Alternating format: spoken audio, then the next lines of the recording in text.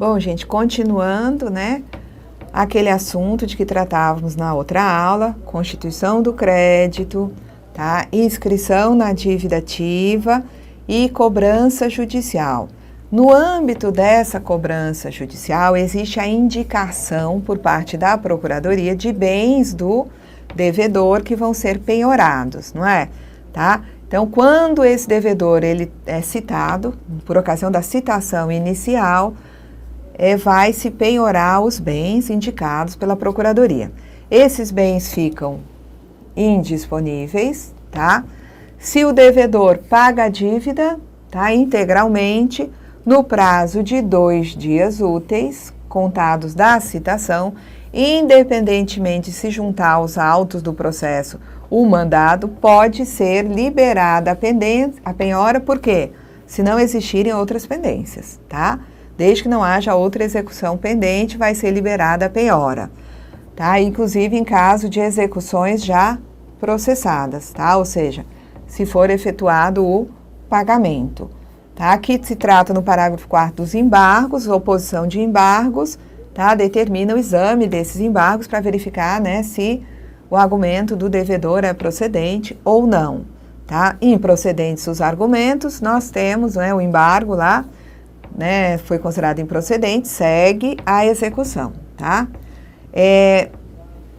Existe aqui no artigo 359 a previsão da contratação por parte do INSS de leiloeiros oficiais para promover a venda administrativa de bens adjudicados judicialmente ou que ele receber através de dação em pagamento.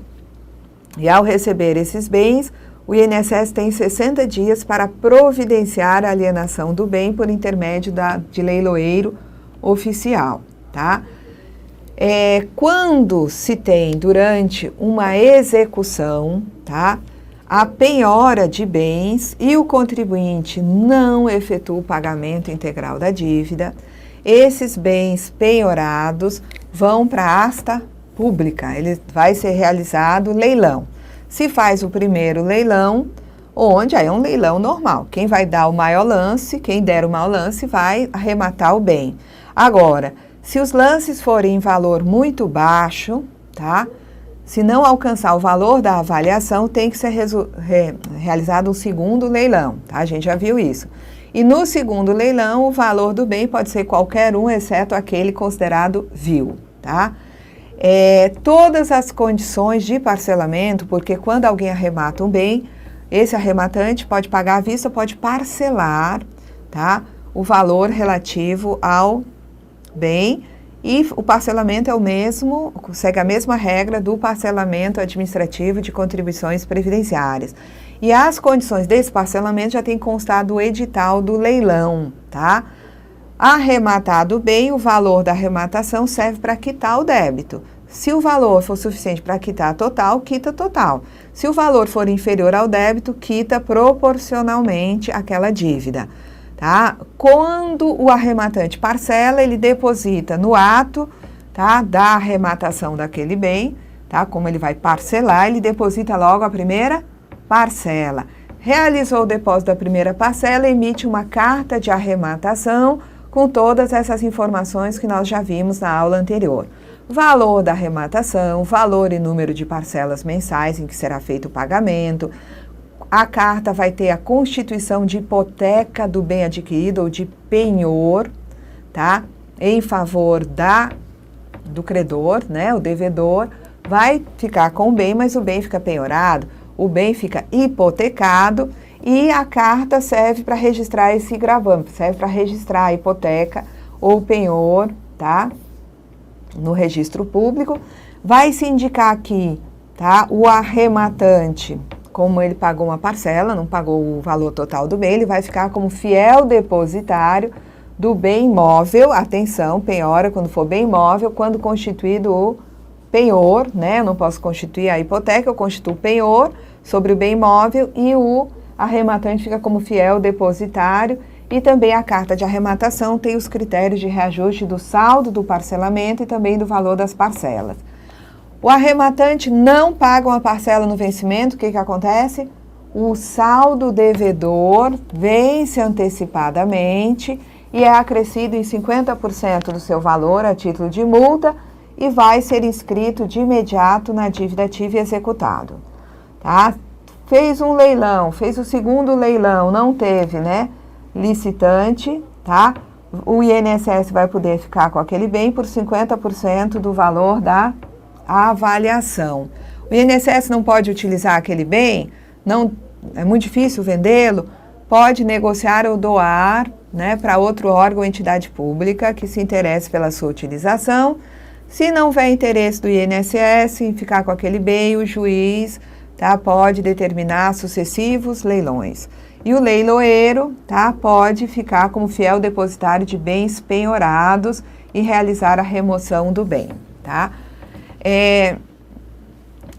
O INSS, tá, e aqui o que eu tenho no regulamento, vocês têm que ver que isso aqui era na situação anterior à criação da Receita Federal do Brasil e à competência da Procuradoria da Fazenda Nacional para providenciar a execução, tá?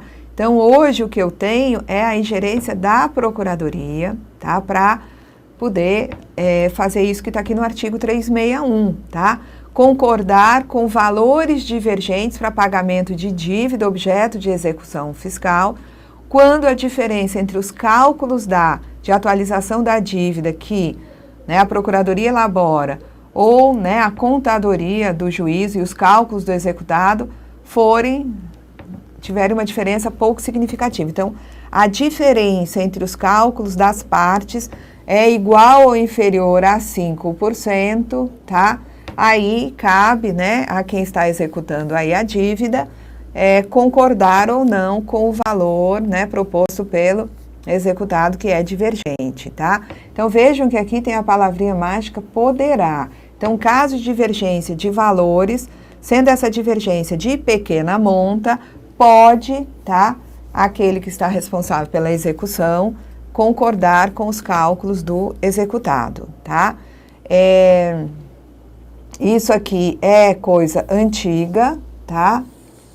Só se aplica a dívidas cuja petição inicial da execução foi protocolada até 31 de março de 97, então a Procuradoria da Fazenda, né, na medida que são débitos recentes, nem estaria preocupada com essa questão de divergência de cálculo. A extinção de processos de execução por conta da aceitação dessa divergência não implica condenação em honorários, custos e quaisquer outros ônus de sucumbência contra o exequente, oferecidos ou não embargos à execução, e acarretará a desistência de eventual recurso que tenha por razão a divergência de valores de atualização nos limites do percentual referido. Então, aqui, entre os cálculos das partes, aí existe uma divergência de pequena monta, se trata, tá, de dívida com petição inicial de execução até 31 de março de 97, portanto, lá se vão 15 anos, né? É possível concordar com o cálculo do executado se essa divergência for, né, de valor até 5%, tá? Do total. Vamos lá. Então, reserva técnica de longo prazo. Nós temos no artigo 61 da Lei 8.212 que as receitas provenientes da cobrança dos débitos de estados e municípios, a gente já viu esse dispositivo, né? E da alienação, não, a gente vai repeti-lo, a gente não viu ainda não.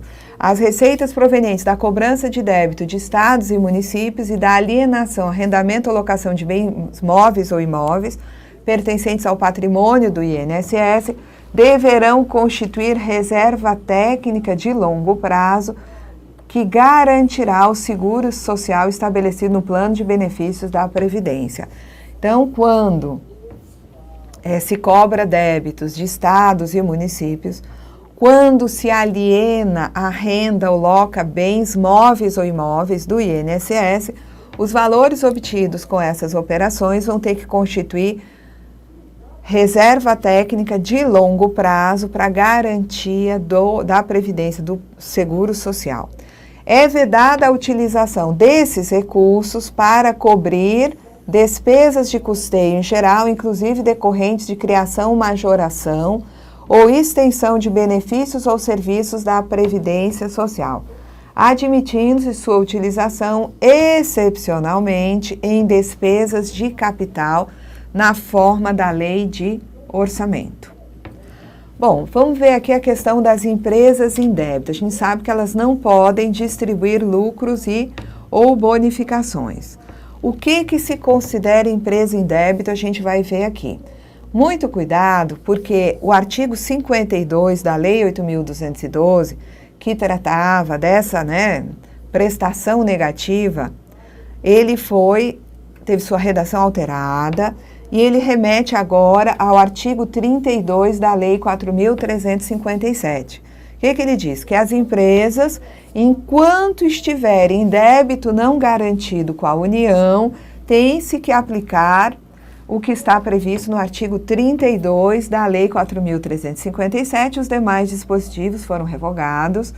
Muito cuidado, porque então eu tenho que verificar a Lei 4.357, que nos diz o seguinte, que as empresas, as pessoas jurídicas, enquanto estiverem em débito não garantido para com a União e suas autarquias de previdência e assistência, por falta de recolhimento de imposto, taxa ou contribuição no prazo legal, não poderão distribuir bonificações a seus acionistas. O que foi vetado aqui? Os dividendos, tá? Dividendo, sim. Dividendo pode, distribuir. Bonificação, não. Então, dividendo pode dividir. Bonificação não pode, tá?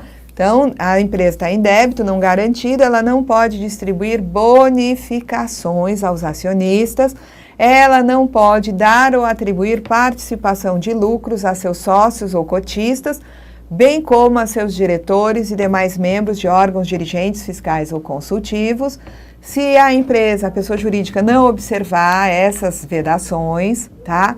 Elas vão, ser autuadas e a multa, tá? Vai ser de 50% das quantias distribuídas ou pagas indevidamente, e aplica-se essa, penalidade tanto às pessoas jurídicas quanto aos diretores e demais membros da administração superior que receberem as importâncias indevidas, tá? A multa vai ser de 50% das importâncias indevidamente recebidas.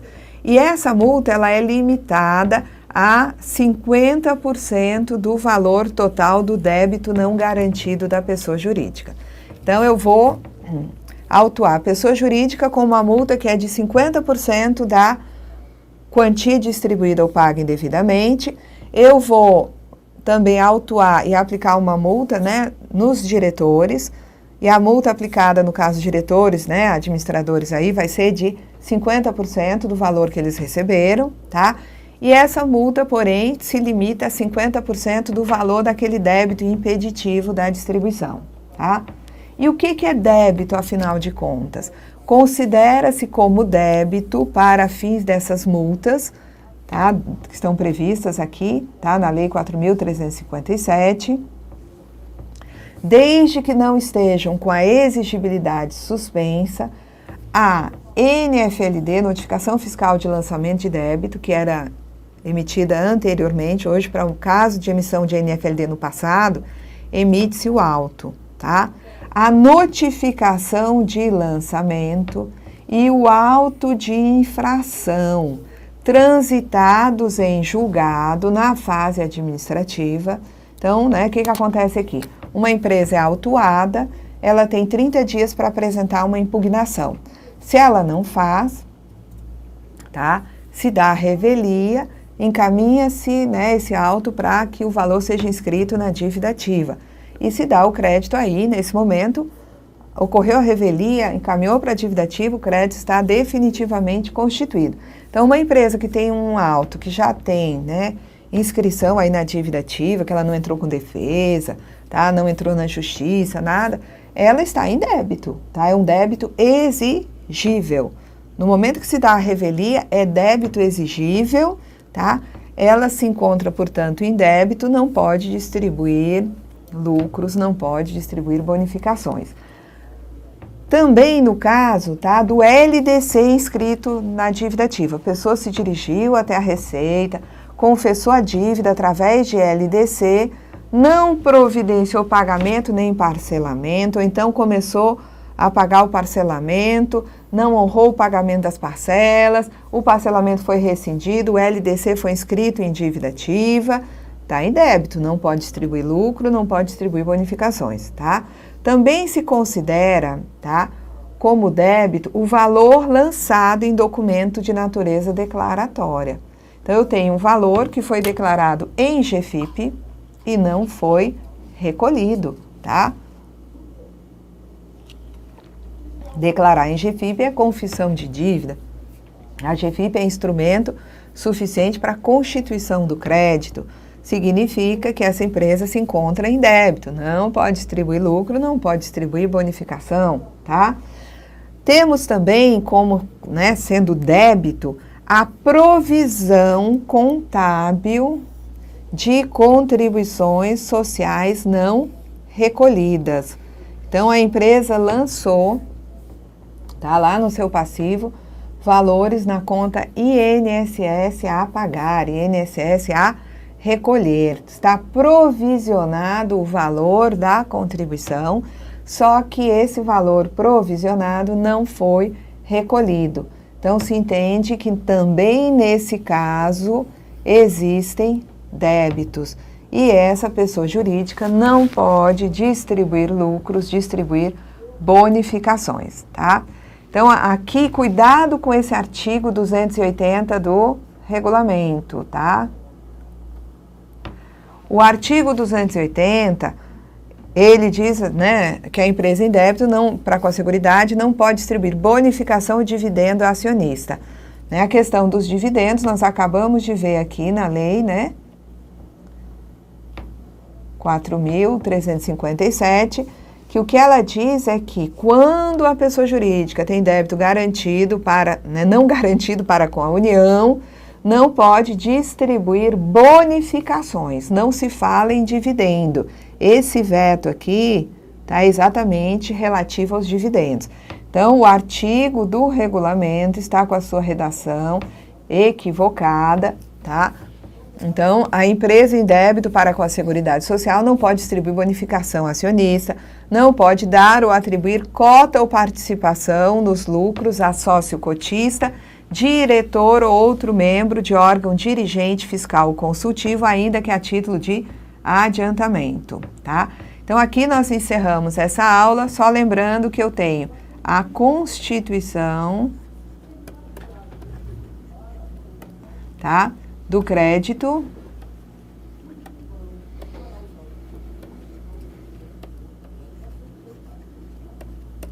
e aqui eu tenho, né, o auto de infração, aqui eu tenho a notificação fiscal de lançamento, aqui eu tenho o LDC, aqui eu tenho a declaração da GFIP com valores não recolhidos, o que me leva, na verdade, é o sistema que emite o DCG, não é? Muito bem, tá? Também tem a questão da constituição do crédito através do lançamento por homologação. O próprio sujeito passivo faz o pagamento e da data do pagamento tem 5 anos para se fazer a homologação, tá? Aí não conta a partir do exercício seguinte, não. O crédito constituído, uma vez que ele não foi pago, não foi parcelado, eu vou ter o quê? A inscrição na dívida ativa.